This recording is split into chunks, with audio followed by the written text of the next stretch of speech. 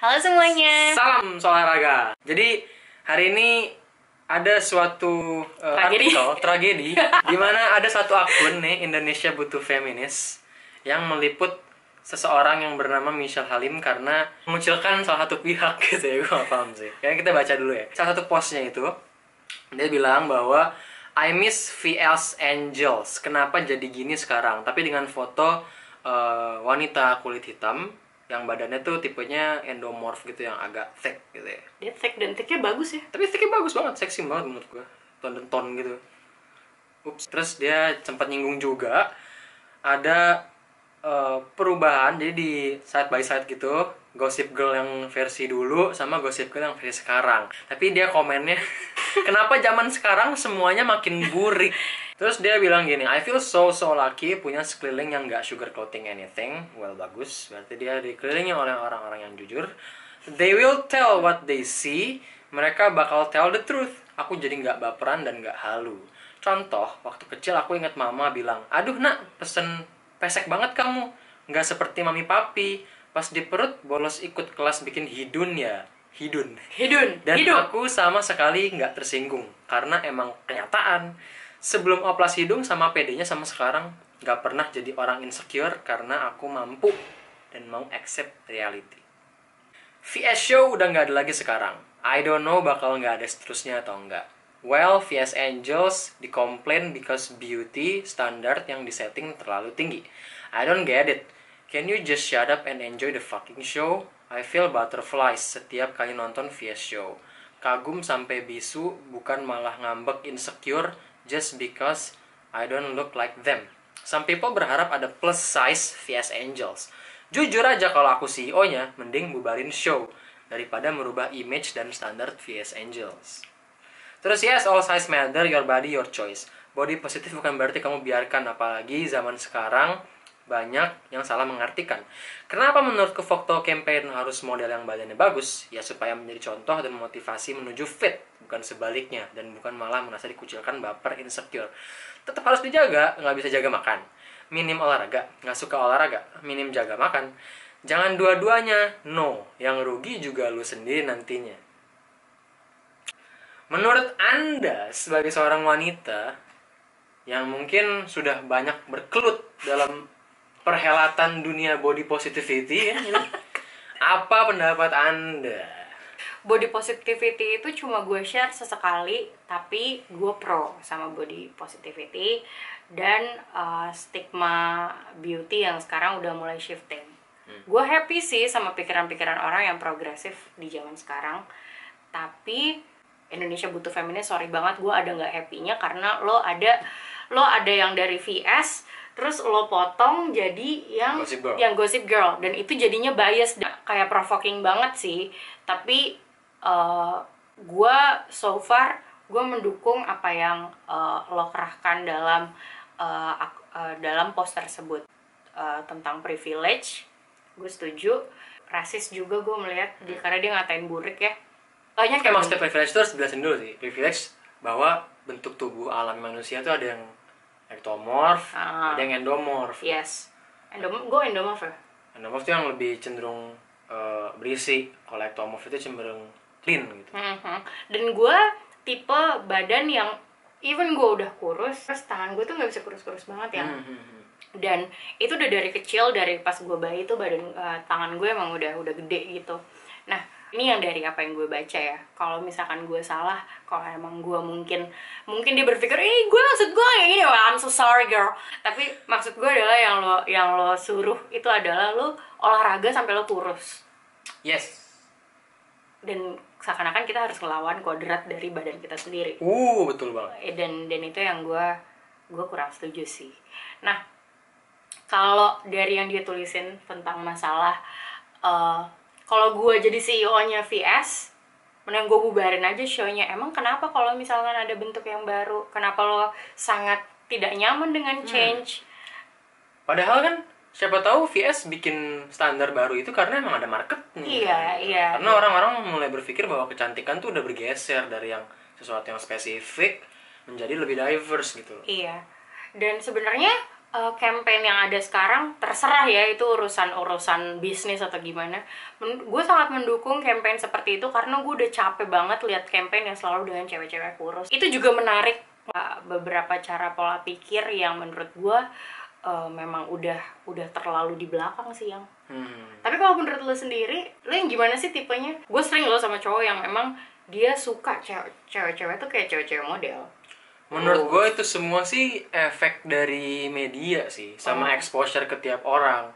Tapi sama mungkin dari zaman dulu, begitu kita lahir sampai kita gede sekarang di angkatan-angkatan kita ya, emang terexposure bahwa cantik itu harus seperti yang di Miss Universe atau di Victoria's Secret model, pageant.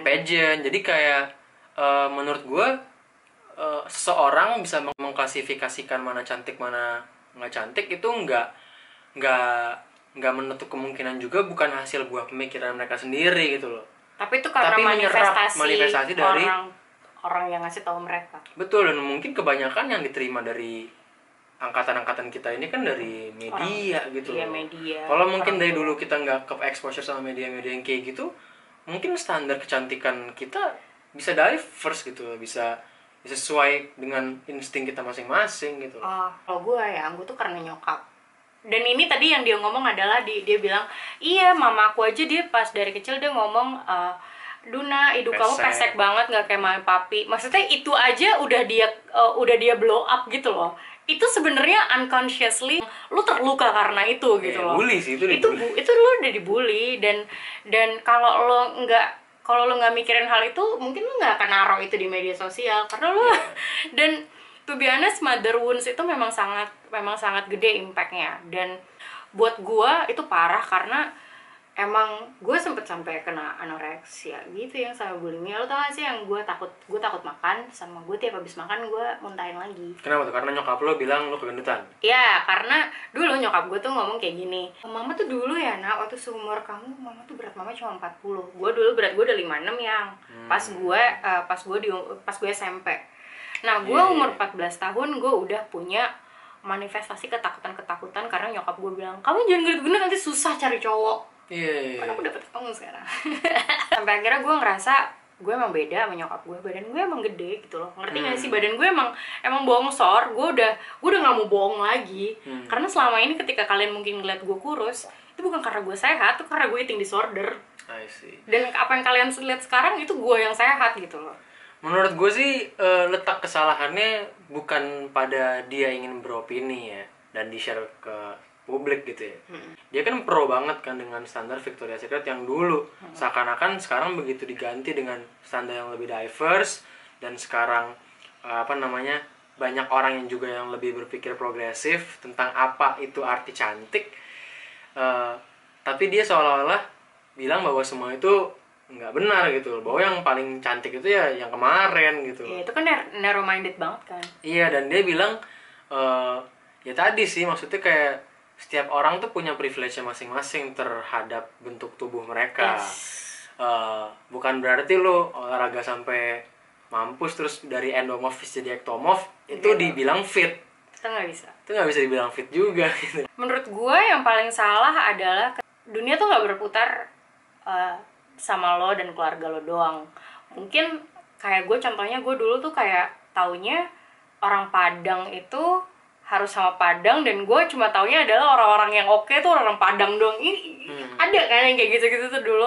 Nah sampai pada akhirnya gue gak mau punya pemikiran itu, dan gue yang break the pattern itu sendiri gitu loh. Dan kalau lo nih kayak mungkin Mbak Michelle Halim mungkin kenanya dari ya enggak, dia kenanya sekarang dari dibully sama masyarakat, karena ini udah sampai opini lo itu matters karena udah menyangkut banyak topik-topik sensitif gitu loh. Iya, dan dengan dia ngomong salah satu bentuk atau warna kulit itu burik, itu kan berarti kan itu parah banget cuy. Masalahnya lo tau gak sih, burik itu gue sering banget denger kakak gue ngomong itu burik banget selangkangannya, lo ngerti gak sih, itu kayak udah jorok banget gitu loh. Itu tuh gak boleh. Kenapa menurutku foto campaign harus model yang badan bagus? Badan bagus sendiri itu kan berarti di otak dia udah ada definisinya, which is badan yang kurus itu kan yang dia maksud ya gak? Terus ya supaya menjadi contoh dan motivasi menuju fit. lo ngerti nggak sih, akan selalu kelihatan lebih bagus lah. Tapi belum tentu segalanya yang lebih bagus itu yang dilihat mata bagus belum tentu itu sehat untuk kita, lo ngerti nggak sih? Itu yang kadang-kadang dilupakan dan biasnya ada di situ. Dan orang-orang kayak gini mereka melihat mungkin dari dulu mereka kayak gue yang disajiinnya fashion TV, jadi udah punya apa ya, inner voices di dalam kepala kalau misalkan beauty standard tuh seperti itu. Iya, dan itu yang bikin insecure kan. Iya. Dan bukan artinya gue ngebully dia ya atau gimana, ya terserah lah dia mau melakukan apapun sama badan dia, itu kan your body your choice ya, kalau kata dia juga gitu. Tapi karena your body your choice, Anda tidak perlu untuk berkoar-koar dan menjelek-jelekan badan orang lain gitu. Iya, dan menurut gue dan sebenarnya yang gue ngerti sih yang dia permasalahkan tuh lebih ke konsep hiburannya, yang dia lebih ngomong ke konsep hiburan, karena dia lebih suka everything yang terlihat. Dia lu tau gak sih, dia tuh orang yang berpikir everything is a nice thing gitu loh, has to be nice thing, yang kayak berat sekali hidupnya. Iya, maksudnya mungkin dia dengan privilege juga orang kaya dari dulu atau gimana, ngerti gak sih? Kayak ya gue nggak tahu sih, tapi ya dia suka banget Barbie mungkin. Kalau gue dulu sukanya Bratz. Kalau gue dulu sukanya Bratz. Ketemu Ken gitu. Iya, maksudnya gue suka banget Bratz, dan gua memang dulu mah sukanya yang ini yang pakai hijab, boneka Barbie pakai hijab. Dan jadi gue tuh dulu nih ya, even nyokap gue ya, dulu kan gue suka sama Bratz. Jadi Barbie abis itu gue suka sama Bratz. Ini apa hubungannya sih? Enggak, tapi lo harus tahu Barbie sama Bratz, mereka tuh kan have like different looks kan. Cuma gue suka Bratz karena itu tuh ya udah, ini tuh wah ini new looks gitu, ngerti gak sih? Dan nyokap gue ngambil Bratz dan dia ngomong gini sama gue, Bratz itu bukan untuk kamu. Orang yang suka sama Bratz tuh orang bule. Kita itu sukanya sama yang kayak gini. So nyokap gue tuh memberikan klasifikasi itu, dan gue tuh kayak gue trigger gitu dari kecil.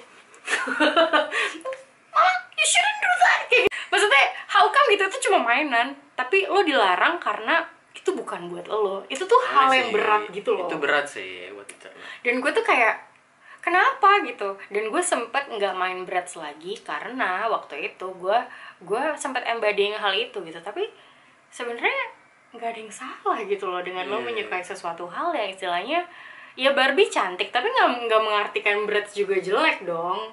Tapi yang penting lo jangan mengklasifikasikan sesuatu sih dan ngatain sesuatu. Dan jangan pernah deh naruh hal-hal sensitif di dalam internet. Betul. Karena itu akan berbalik ke lo lagi. Apalagi kita tuh cuma manusia, kita punya kelemahan dan itu bakal diserang deh. Betul. Apalagi netizen tuh nggak bego ya, dia akan cari tahu lo tuh gimana. Terus intinya, nanti kolom komen lo penuh, terus nanti mental health lo lagi yang kena. Lo tahu netizen. Oke, cukup pembahasan kita kali ini. Kesimpulannya, kalau bisa disimpulkan, 1, berhati-hatilah di internet. Yang kedua, bagi Anda yang merasa sudah menjadi orang tua, punya anak kecil, ya kan? Berhati-hatilah menjadi orang tua. Karena mungkin nanti anaknya bisa seperti itu ya. Ya, terima kasih semuanya. Mudah-mudahan tetap semangat supaya kita bisa makan dan jalan-jalan. Pokoknya